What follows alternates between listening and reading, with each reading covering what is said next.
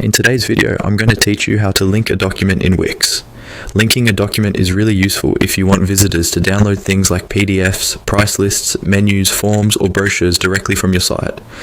I'll walk you through the entire process step by step so you can follow along in your own Wix editor.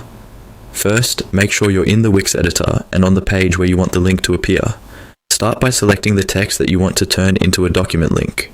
This might be a phrase like download brochure, view price list, or anything that clearly tells visitors what they'll get when they click. Just click and drag your cursor over the text so it's highlighted. Once your text is selected, look for the link icon in the text toolbar. It usually looks like a small chain or chain link. Click on this chain icon to open the link settings. This is where you choose what type of link you want to create.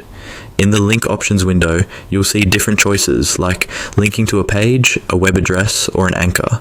For this tutorial, you want to link to a document, so click on the option labeled document. This tells Wix that instead of going to another page or website, the link should open or download a file. After choosing document, you'll see a button that says choose file. Click on choose file to open your site's media or file manager. Here, you can either use a document you've already uploaded to Wix or upload a new one from your computer.